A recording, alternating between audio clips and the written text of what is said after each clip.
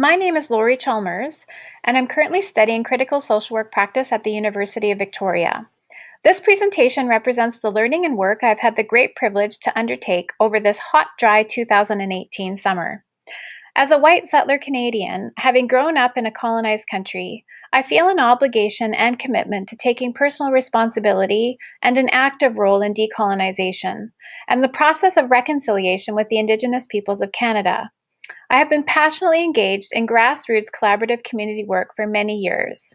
I am interested in examining the ways in which power operates to perpetuate injustice, inequality, and oppression, most particularly in regards to how interprofessional collaborative competencies, determinants of interprofessional collaboration, and elements of determinants to health frameworks might interface and potentially lead us toward a more equitable society. The first time I heard the popular phrase, "It takes a village to raise a child," it resonated immediately. It captured the deep intuitive sense I had that human beings were designed to live in community.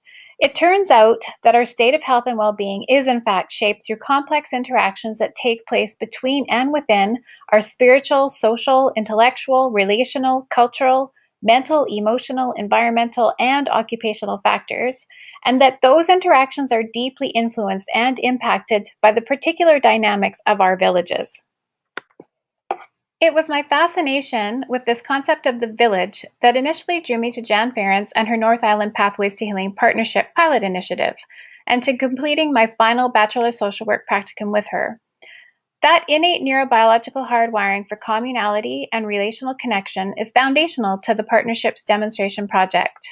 Their innovative intervention program utilizes an attachment neuroscience lens with individuals and families who have suffered chronic trauma, chaos, adversity, and/or neglect. While the partnership has focused on providing intensive therapeutic care for parent-child dyads, they have also endeavored to educate broader support networks and to engage with community partners in order to promote larger system change. Over its 2-year pilot, the Pathways to Healing Partnership has come up against barriers to functioning as a part of a collaborative village of practice. As a part of my practicum, this researcher designed a research project seeking to explore elements associated with successful collaborative practices. Canada now recognizes 14 factors that produce the conditions in which we are born, live, grow, work, and age, referred to as the social determinants of health, and income is cited as perhaps the most significant among them. Reducing the excess burden of ill health among socially and economically disadvantaged populations, protecting against adverse childhood experiences, and enabling all people to achieve their fullest health potential requires facilitating equitable access to opportunities and resources, and is contingent upon all levels of professionals from all sectors and disciplines to share and leverage their power with each other, individuals, and communities to work cooperatively in ways that value the knowledge and experience of service users and communities in order to mediate differing interests in society for the pursuit of health. Despite the World Health Organization's recommendations and principled guide to coordinated action on the social determinants of health, and Canada's dated acknowledgement and commitment via the Charter for Health Promotion back in 1986, health disparities in Canada continue to grow. A preliminary literature review revealed that the barriers experienced by the partnership were not unique, and that substantial research has been carried out in regard to the common issues that interfere with successful collaboration. In order to catch a glimpse of any potential disconnections between our current health inequities and our approaches to addressing the social determinants of health, this researcher sought to explore the lived experience and perspectives of professionals working with and within the multiple and complex intersections of those differing interests in society in the pursuit of health. The aim of the research project was to explore the lived experiences and personal perspectives of collaborative practices, in order to compare them with key elements identified in the literature available on collaborative practices, and also to identify additional themes for further research. The literature review revealed an extensive array of research articles and an incredibly broad range of aspects to the field of collaborative work. This researcher chose to focus on 3 of these: a selection of interprofessional collaborative competency domains, a selection of determinant factors associated with interprofessional collaboration, and elements of determinants of health frameworks. A number of studies and authors have identified, described, and organized interprofessional collaborative competencies in a variety of ways.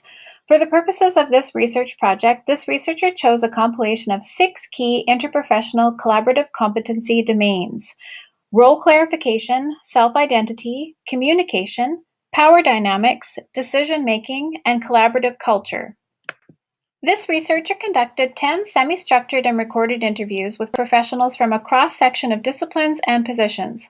The list of interview questions posed to participants were composed with guidance from the 6 key competency domains, and interviews ranged from 1 to 2 hours in length.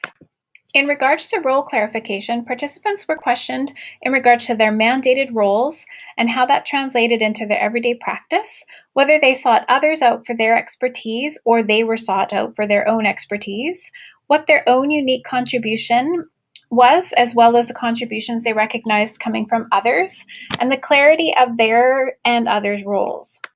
In regards to interprofessional communication, participants were asked about the requirements of their particular roles, who initiates, methods for collaborative communication, time allotted for information sharing, as well as how collaboration actually happens. In regards to collaborative leadership, the questions to participants centered around, again, who initiates, who they were collaborating with, who they thought might be missing, whether they were seeking the expertise of others or others were seeking their own expertise, the impact they felt they have, or interference of power differentials on ability or their capacity to fulfill their role or mandated objectives. Questions around decision-making included their experience of power dynamics, the equity of participation or consideration, the level of influence they felt they had on decision-making, or perhaps that they perceived others had on decision-making, their sense of having their voice heard and respected, as well as suggestions around mechanisms or policies that could improve their ability to have a voice or for others to have a voice at the table. Participant questions in regards to team functioning included their experience of being a part of a network around a child, their sense of the collaborative culture, their perspectives on factors contributing to the culture of collaboration, as well as their feelings or outlook on the process of collaboration with other community professionals and individuals. Interviewees were also asked questions in regards to interprofessional conflict resolution, so whether mandated or voluntary services or participation impacted the ability to resolve conflict, the requirements of their particular roles, their influence they feel they have on decision making, as well as any opportunities or limitations in regards to working collaboratively within the community. In addition to the questions, a visual context map was designed to assist participants with understanding the context of the research project and nature of the interview questions. The map allowed participants to locate themselves within the larger network, position themselves within it, and easily identify others they collaborate with. It also offered an opportunity for them to expand the network and to potentially identify missing links or missing services or resources. As we have endeavored as a society to provide appropriate interventions in the social circumstances of people's lives, we have developed increasingly elaborate, complex, and interconnected systems and practices. Understanding how our existing dominant social structures either value or devalue individuals and groups, and examining the intersecting material, psychosocial, and behavioral pathways through which these processes operate to generate and perpetuate health disparities requires developing, fostering, and sustaining best practice principles and competencies for interprofessional collaboration. The experiences and perspectives of the participants provided multidimensional views of navigating these complex systems and structures, validating both the competencies identified and determinants revealed in the literature. Thinking of the factors that determine collaboration as the landscape or terrain to be navigated, and the competency domains as the compass guiding the navigation, I created this visual of the multiple intersecting levels and aspects of community work. Interactional, organizational, and systemic determinants combine, overlap, and intersect to create a complex landscape and multiple terrains. Without a coordinated and clear collaborative compass, navigating that landscape becomes a complicated mess of connected roadways of contradictory and incongruent approaches and competing needs and priorities. The research participants shared an overwhelming amount of rich and nuanced experience and perspective. The determinant factors identified, described, and organized by San Martin Rodriguez, Bilyeu, Demore, and Ferreira Videla offered a convenient and congruent framework for this researcher to present the data captured within the interviews in light of this project's time and resource limitations. The researchers have organized the determinants of interprofessional collaboration into three broad categories of factors: the systemic, organizational, and interactional. They then provide a further breakdown within each of the three categories. Systemic includes the social system, cultural system, professional and educational systems. Organizational includes structure, philosophy, administrative support, team resources, coordination and communication mechanisms. And the interactional includes willingness to collaborate, trust, communication, and mutual respect. A basic characteristic of collaboration is equality between professionals. Our social system creates the atmosphere we are all breathing, and so social factors and power differences based on gender stereotypes and disparate social status really determine our ability and capacity to collaborate. The degree to which we can engage in true collaborative practices is equal to the degree to which we can examine the power and privilege in our own situations and make a commitment to understanding how power operates to sustain social equalities. Participants spoke of the binary of us and them, of functioning professional independent status quo versus non-functioning lay dependent not knowledgeable. They spoke about the reality of life challenges acting to discredit. One of my favorite quotes is, "It's all about them, at them, for them." And so, again, a sense of hierarchy. And many interviewees also spoke to the need to honor and recognize insider knowledge and experience. Our deeply embedded narratives of individualism and pathology generate a culture of fear, defensiveness, and oppression. A strong cultural affinity for autonomy fosters and supports individualism and specialization rather than collaborative practice. We have a culture built upon settler colonialism and dominated by a white, able-bodied supremacy, patriarchal, middle-class, nuclear family, heterosexual, cis-sexual norm, and it determines how and with whom we collaborate. Participants spoke to that white Eurocentric society accustomed to not interfering, the influences and impacts of neoliberalism, capitalism, colonialism, Protestant work ethic, and the idea of deservedness, definitely in terms of funding and competition for funding and who gets funded over others. A lot of interviewees talked about the hierarchy of thinking structures and systems, the dominant white Western culture, especially in terms of the medical profession and, doctors, pediatricians, expertise being really valued.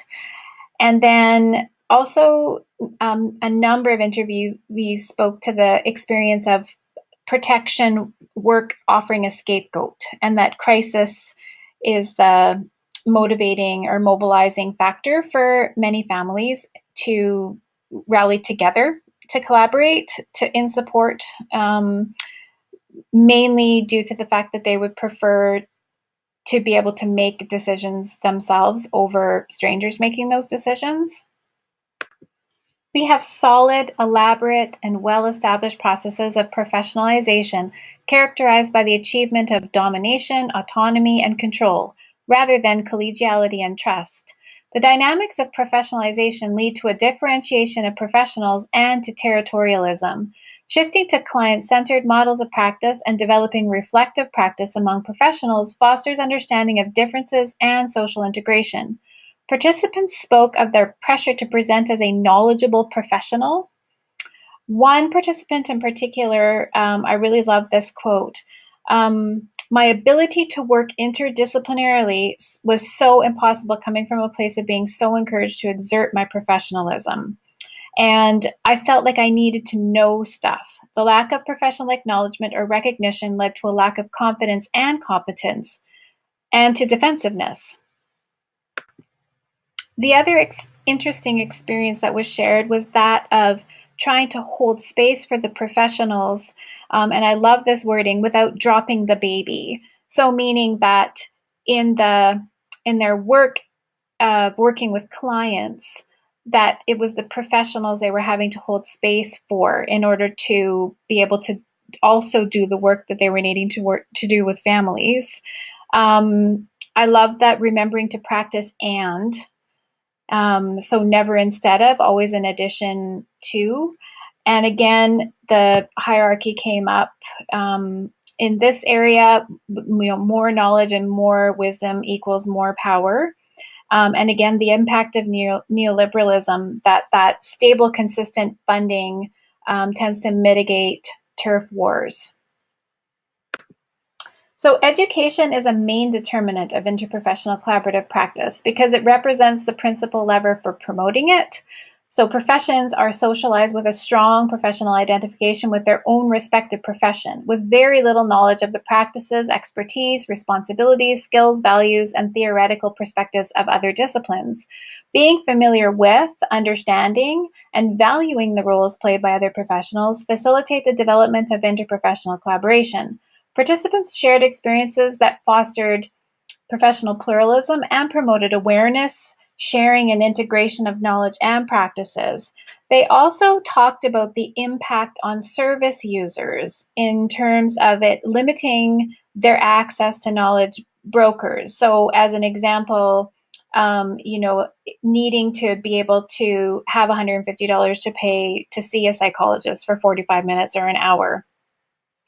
They also talked about the need to assert one's expertise in order to establish their credibility and place on the professional playing field, and their need to define, this was pointed out actually, that the need to define expertise and include collaborative process and understanding of collaborative process within that definition. So regardless of what discipline you are in, your expertise would include knowledge of how to collaborate interprofessionally. Interviewees also shared the idea of thinking of expertise as an understanding of the process and helping to make that process visible. They spoke to cross-disciplinary course instruction and delivery, as well as cross-discipline joint mentorship and supervision. So one of the participants actually had the experience of having two supervisors, one each in a different discipline, and how transformative that experience was for all of them. There was also, they identified a lack of understanding across disciplines of the social and structural contexts. So just using the social determinants of health as an example, just a lack of continuity across the disciplines in terms of their understanding of all of those contexts. So traditionally, our organizational structures have been hierarchical, and a shift to more horizontal structures is more conducive to facilitating the emergence of key conditions for collaboration, such as shared decision-making or open and direct communication. Collaborative practice is fostered via decentralized and flexible structures that stress the importance of teamwork and shared decision-making processes. So a lot of the participants shared this sense of feeling closed out or not a part of the collective. And also that being sought out for expertise. One participant voiced that being sought out for expertise provides me with the opportunity to share the knowledge I've accumulated. And then also clear mandates or roles actually create the capacity for more organic processes and responsiveness.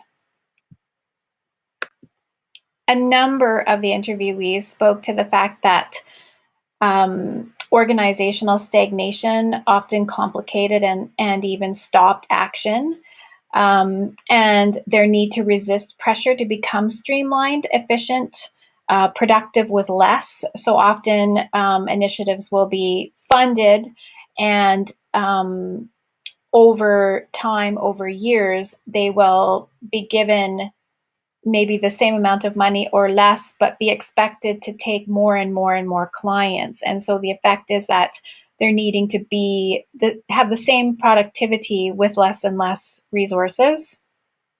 One participant pointed this idea out, which I thought was really great.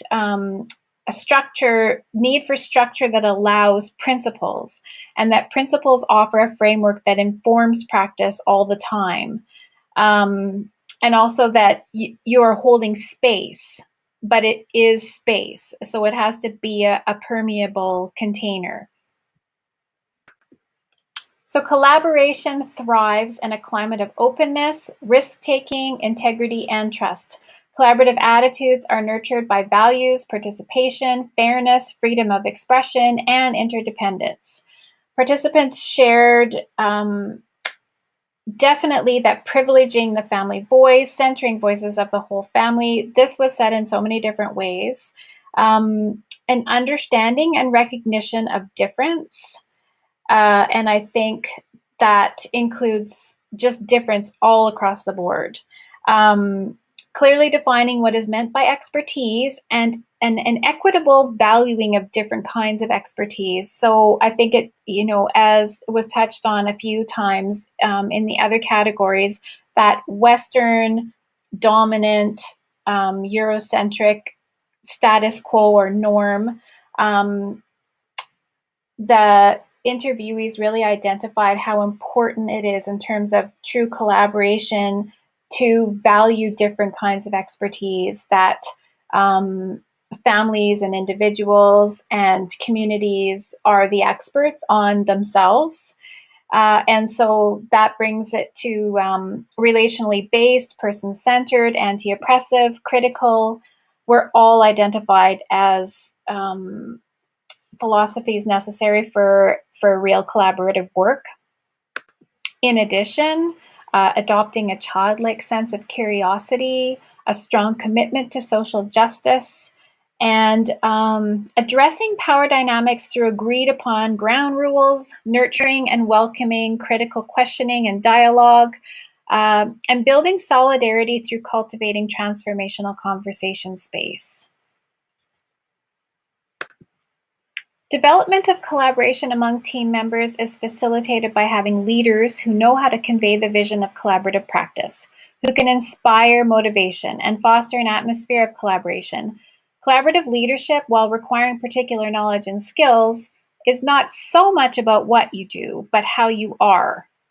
Participants definitely identified collaborative leadership, some kind of leadership, some sort of expertise in facilitating collaboration, coming alongside, power together, mentorship, also nuanced and insightful knowledge and understanding of legislation, facilitation of fluid processes, measurements, and outcomes. And so this recognition really that collaboration is an ongoing process, and therefore it's really static, strict rules and boundaries aren't so conducive to collaborative processes.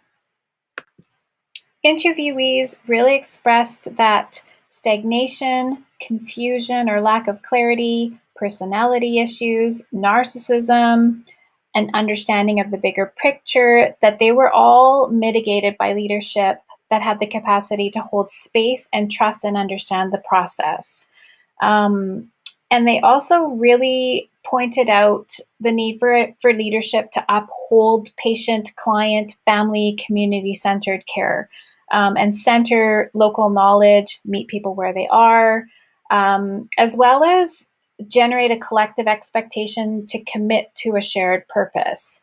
It really reminded me of Harlene Anderson's suggestion that it's about being poised, calm, composed, and ready to spontaneously respond in the current situation and whatever it calls for. And so that kind of leadership, I think, each interviewee really spoke to the need for someone to be able to provide guidance and direction while not requiring really strict boundaries and rules.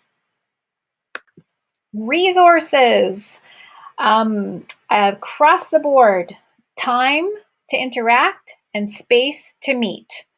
So strong collaborative relationships require enough time to share information, develop interpersonal relationships, and address issues.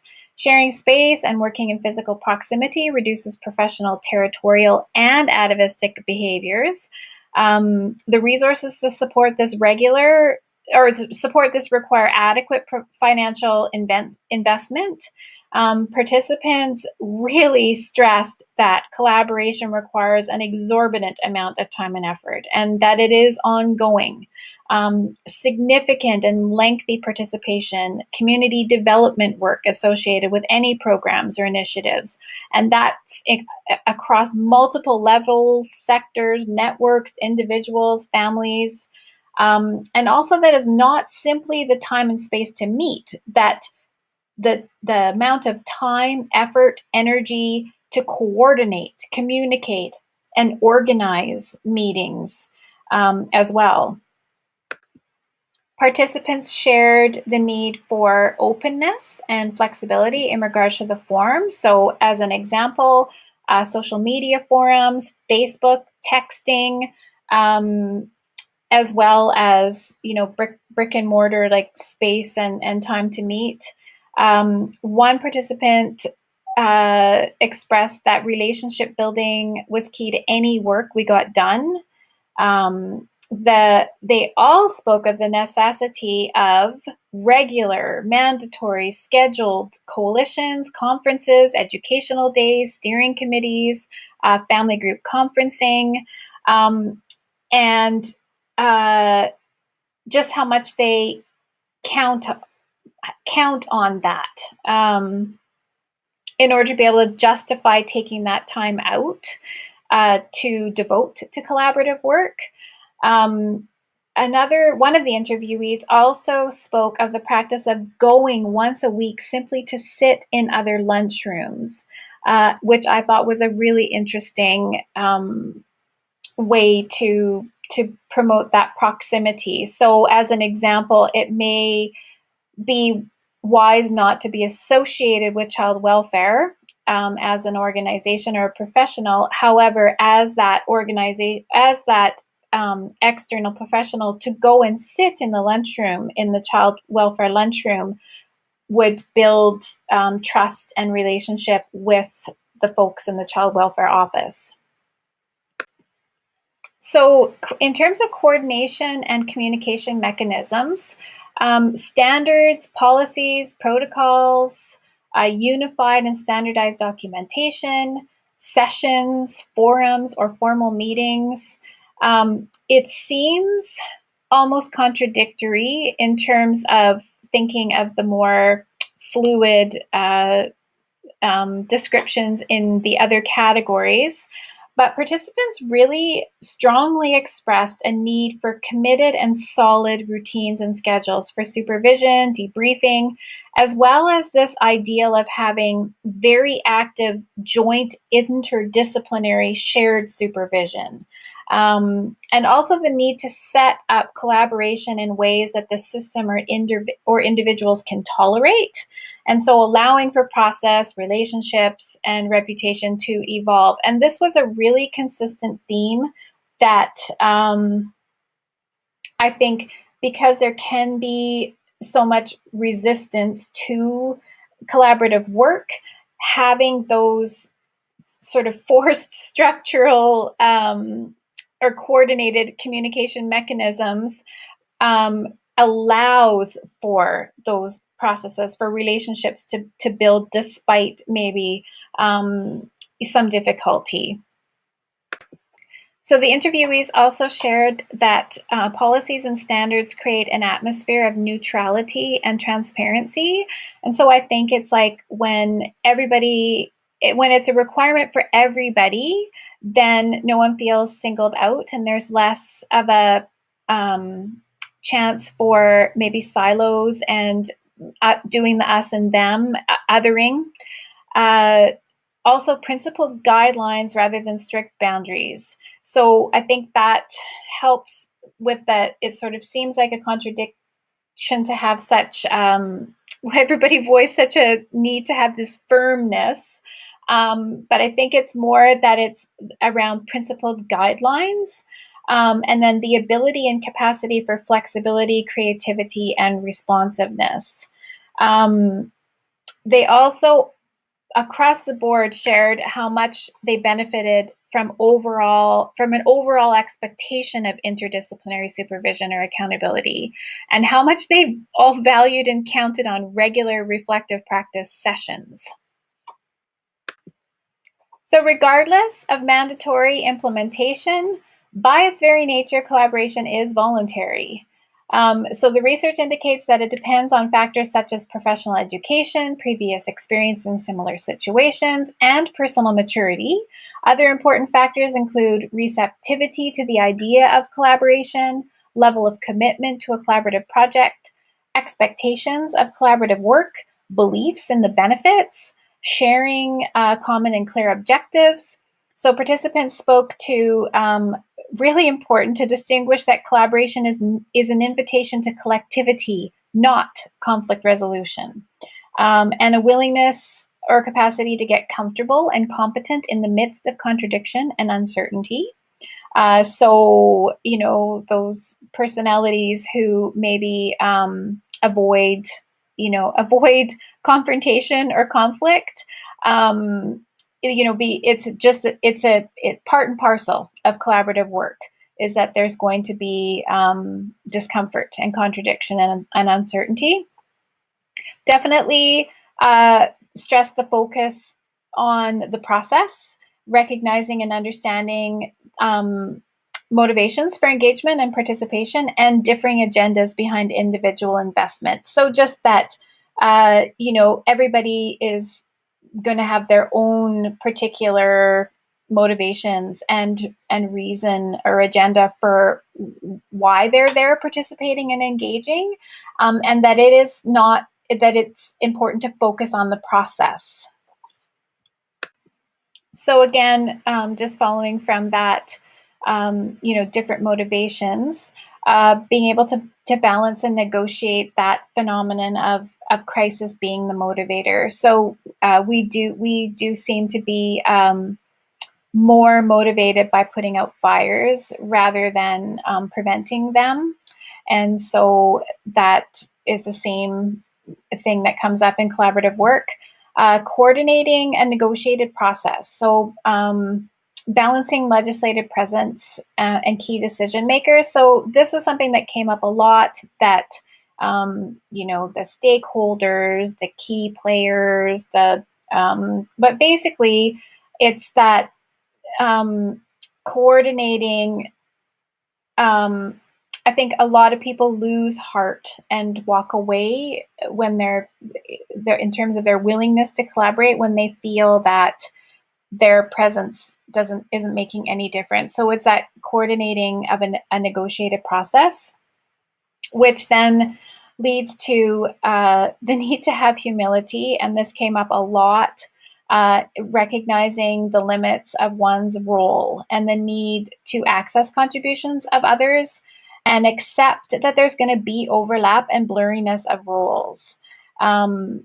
And then also being able to engage in repair and reconciliation that's congruent to what we expect of service users. And so it's just interesting. I think maybe not everyone, but a lot of the participants spoke to the fact that the professionals are not held to the same standard as what we hold the service users to.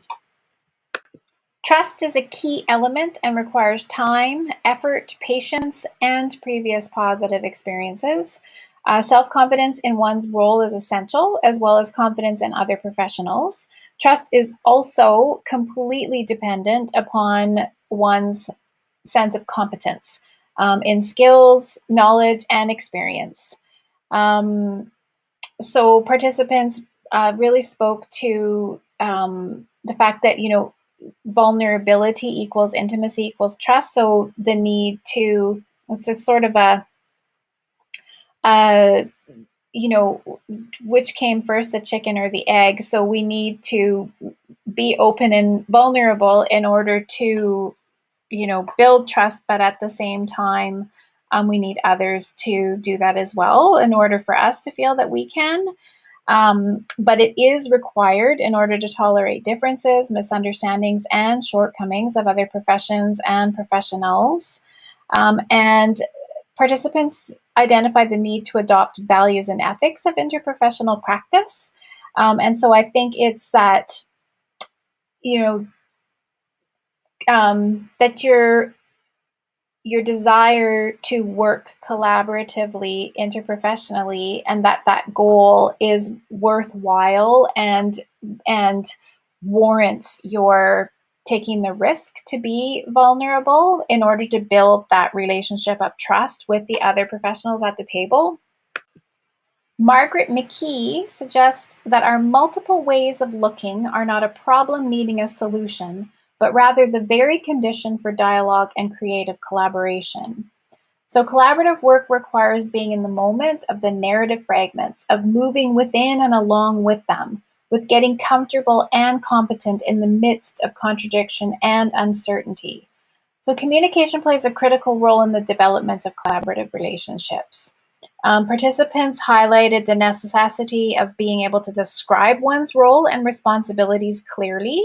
So I know one of the participants had a fantastic elevator speech. So just the participants also really expressed the need for expert facilitation of open, active communication, active listening, and opportunity to improve sharing processes. And so engaged expert facilitation of mutual knowledge sharing supports joint knowledge creation. And so I think pretty much across the board, the participants expressed, that we accept and expect facilitation for clients, families, lay people, if I can use that word. But when we get up into the professional realms, somehow we think that this group of professionals is going to be able to facilitate themselves. And so that was something that came up a lot, that the need for facilitated communication at that professional level. Newness and possibility emerge as we enter into mutual inquiry and are able to facilitate an engaged connection of sharing, exploring, crisscrossing, and weaving of ideas, thoughts, opinions, and feelings. That is a quote from Harlene Anderson. So lack of understanding, respect, or appreciation of the contributions of other professionals constitutes a real barrier to collaboration. Mutual respect implies knowledge and recognition of the complementarity of the contributions of the various professionals and of their interdependence. So the participants expressed the need to recognize and respect the roles, responsibilities, and competencies of others in relation to one's own. It just seems like it should go without saying, but obviously it needs to be said. Also, understanding of the social determinants of oppression, and that conditions do not exist in isolation. And so I think one of the other slides in one of the other areas touched on this, just that across the disciplines, there is not a consistency in terms of understanding, as an example, that income is considered likely the most significant determinant of our health. And so in terms of being able to hold that mutual respect, if you understand the bigger picture and you're understanding, the impacts of poverty, neoliberalism, capitalism, and how the social determinants of health are the interactions between them, that is going to contribute to your ability to to sit at the table in mutual respect of the others there. And then the other thing that came up several times that I thought was very interesting is interviewees needing to consciously choose to forfeit their own professional identity and reputation in favor of collaboration. And so this was expressed several times where in the professional being even experiencing disparaging remarks or being, asked what their credentials were, or, well, where did you go to school? What courses did you take? What do you have a degree? Especially when they're working in very relationally based, person-centered, meeting people where they're at, and working in recognition and understanding of the social determinants and oppression and our current social constructs. And so that ability to have a sense of mutual respect, I think, is really encouraged when everybody understands the bigger picture. Interview participants repeatedly spoke to the many ways they leveraged their positions and power to advocate and give people a voice, an opportunity to exercise self-determination.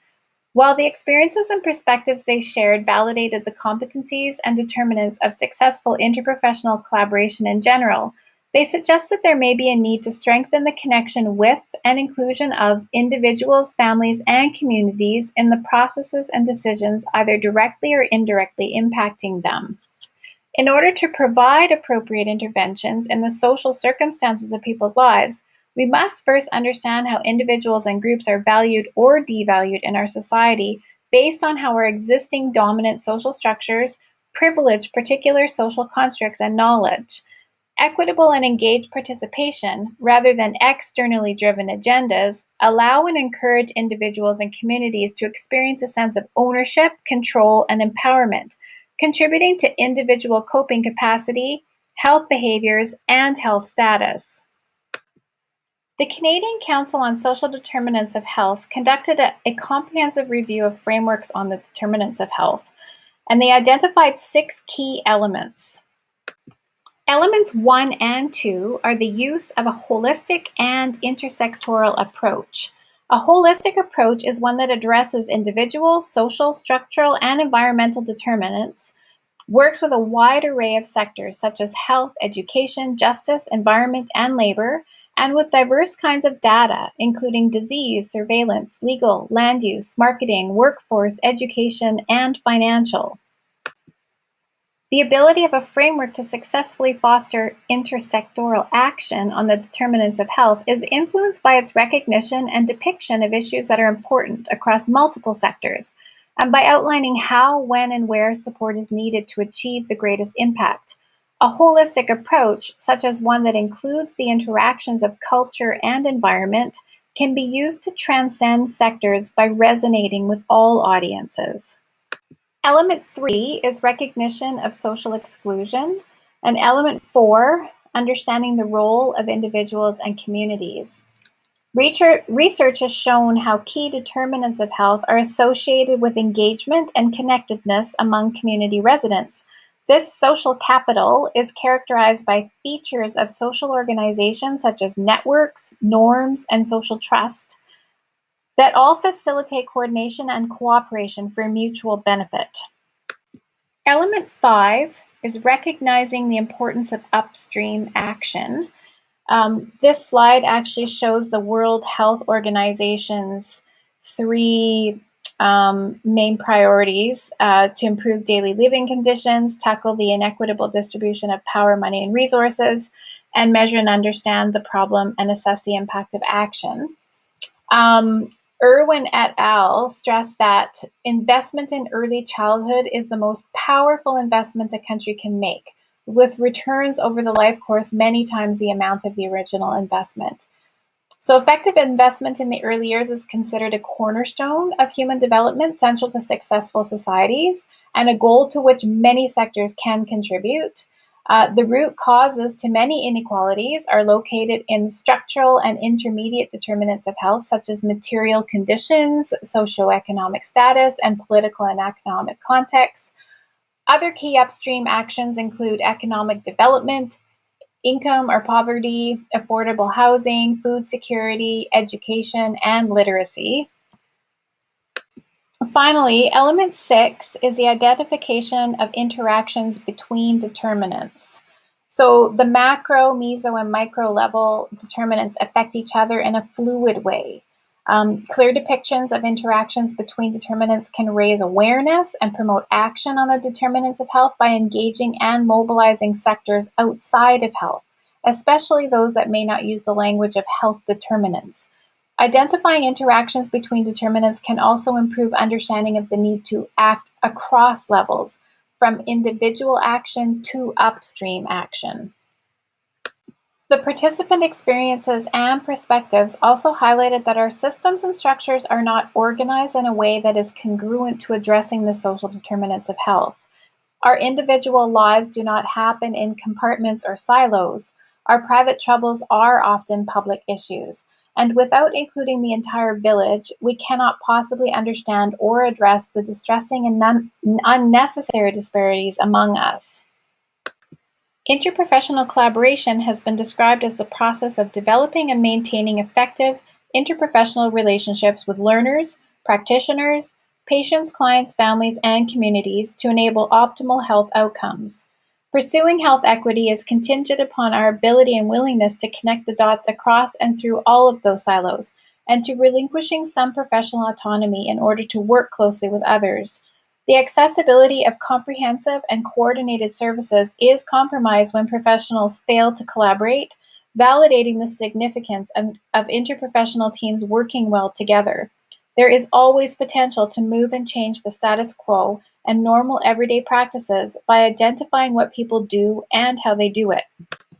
After 50 years of inquiry, there is sufficient evidence to indicate that interprofessional education enables effective collaborative practice, which in turn optimizes services, strengthens systems, and improves health outcomes. A clear understanding of the characteristics of the ideal collaborative practitioner is required to inform curriculum and professional development for interprofessional education and to enlighten professional practice for interprofessional collaboration. Collaborative competency frameworks are designed to facilitate our ability to integrate knowledge, skills, attitudes, and values in arriving at judgments.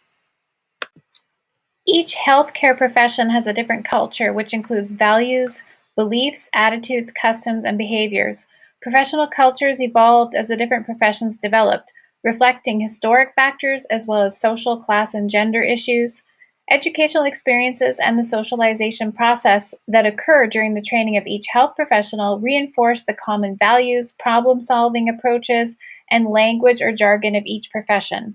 Increasing specialization has led to even further immersion of the learners into the knowledge and culture of their own professional group. These professional cultures contribute to the challenges of effective interprofessional teamwork. Insight into the educational, systemic, and personal factors which contribute to the culture of the professions can help guide the development of innovative educational methodologies to improve interprofessional collaborative practice. The Interprofessional Education for Collaborative Patient-Centered Practice framework highlights the linkages between interprofessional education and collaborative practice, but even more importantly, points out the need to include clients as partners. So this framework is in the slide. The framework is made up of two circles. So the first circle is for education and the second for practice. The first includes the factors that affect a professional learner's capacity to become a competent collaborative practitioner. It highlights the micro teaching, meso institutional, and macro systemic factors. So the learner is at the core of the first circle and is affected by all the factors that influence his or her ability to gain the competencies needed to be able to work collaboratively with other healthcare professionals. And then the second circle is comprised of the processes and factors that affect patient care outcomes in collaborative practice settings.